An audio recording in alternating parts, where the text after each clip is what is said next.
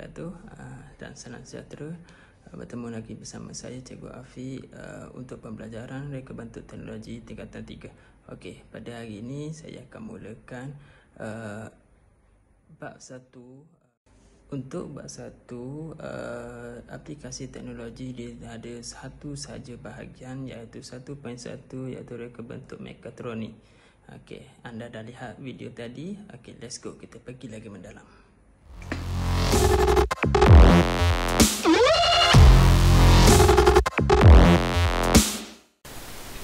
Okey, untuk 1.1.1 kita pergi dulu kepada maksud reka bentuk mekatronik.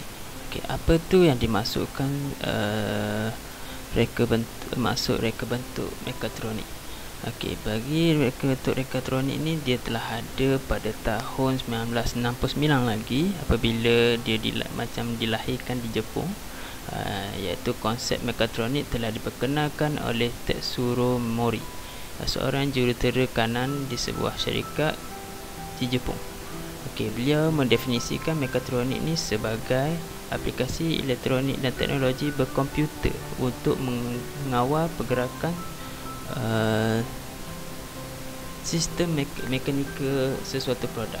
Okey, macam kita tengok di video tadilah, macam mana satu drone yang dikawal oleh manusia untuk pergi ke mana-mana sahaja. Itulah sistem mekatronik yang ada sekarang.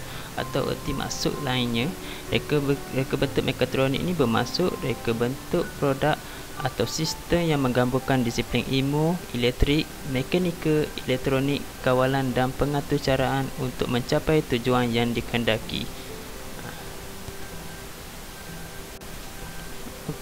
Untuk mekatronik, mekatronik ini dia terhasil daripada 4 gabungan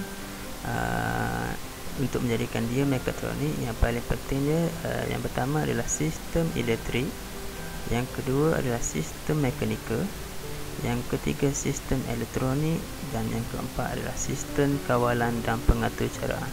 Tanpa keempat-empat ni, dia tidak akan menjadi mekatronik. Dia mesti kena lengkap keempat-empat sistem ni. Okay, barulah menjadi, boleh panggil dia aplikasi teknologi mekatronik. Tu maksud dia yang kita kena tahu. Okay, kalau contoh dia kita elektrik dan elektronik saja, itu adalah gabungan dua sistem sahaja, tidak cukup untuk mekatronik. Okay, satu lagi mekanika dan elektrik, itu pun tidak menjadi, walaupun 3 sahaja pun tidak mencukupi. Dia kena cukup 4 lengkap, barulah kita boleh panggil mekatronik. Adanya elektrik, mekanika, elektronik dan kawalan dan pengaturcaraan. Okey, sebelum kita pergi lebih mendalam kepada sistem elektrik, elektronik, mekanika dan kawalan dan pengaturcaraan, kita pergi mengimbau kembali tentang sejarah perkembangan revolusi industri ataupun dipanggil IR. Okey, dalam masa berpuluh-puluh tahun dulu, dia bermula daripada revolusi industri yang 1.0. Sistem revolusi 1.0 ni bermula dengan penggunaan reka bentuk mekanika bagi menggantikan tenaga manusia untuk menghasilkan sesuatu produk. Okey, dia bermula daripada situlah terhasilnya revolusi industri ni. Okey, kemudian dia pergi, selepas habisnya zaman revolusi 1.0, dia timbul idea-idea baru sehingga terciptalah revolusi industri yang 2.0 pula. Okey, revolusi 2.0 pula bermula dengan penemuan tenaga elektrik yang membolehkan produk dihasilkan dalam kuantiti lebih besar dan cepat. Okey, sebab itulah dia berubah ke zaman, dia berubah dan terus berubah. Okey, dan yang ketiganya dia bertukar daripada revolusi yang 3.0, bermula dengan penggunaan meluas reka bentuk elektronik dan seterusnya, penggabungan reka bentuk bagi menghasilkan reka bentuk bagi menghasilkan reka bentuk mekatronik. Dia mula-mula dulu dia terhasil daripada mekanikal, kemudian dia keluarlah elektrik. Yang ketiganya IR, yang ketiga terhasilnya elektronik, dan yang keempat evolusi industri 4.0 melibatkan penggabungan reka bentuk mekatronik bersama internet benda, daya raya dan pengkomputeran awam bagi membentuk sistem pengeluaran pintar. 4.0 ni dia menceritakan macam bagaimana pengaturcaraan dan kawalan tu terhasil.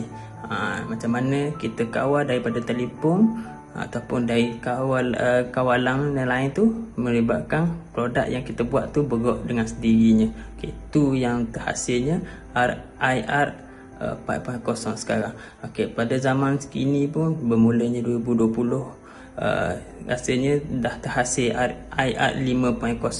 5.0 tu kita pun belum tahu macam mana, masih dalam kajian. Kita tengoklah produk-produk zaman sekarang macam mana dia terhasilnya dengan modem kereta terbang kemungkinan.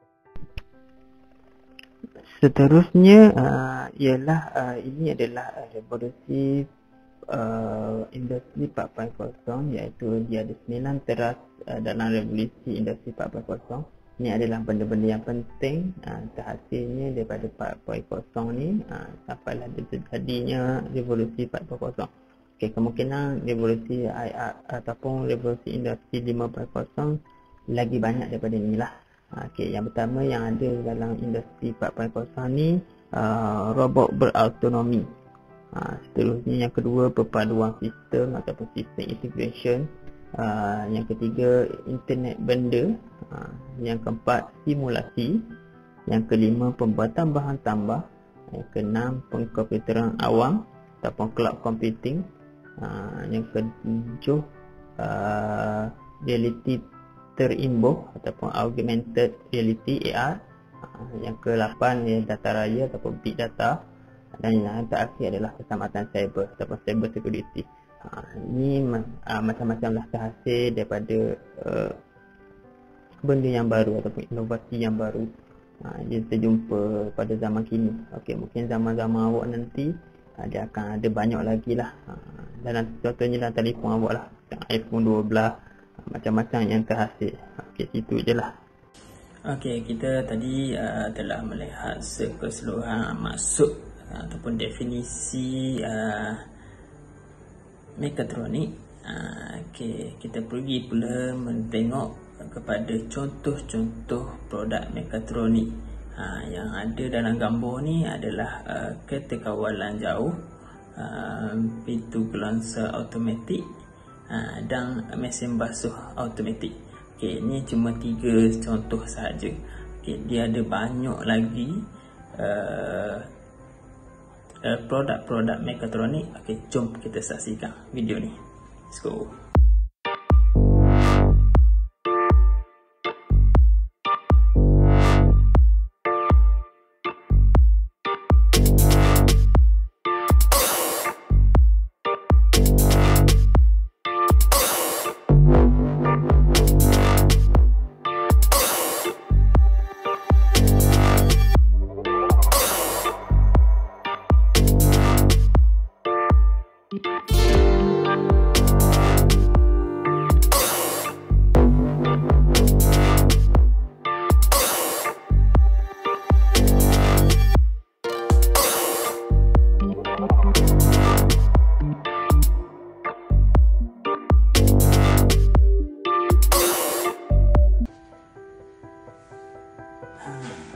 Anda dah lihat video tadi.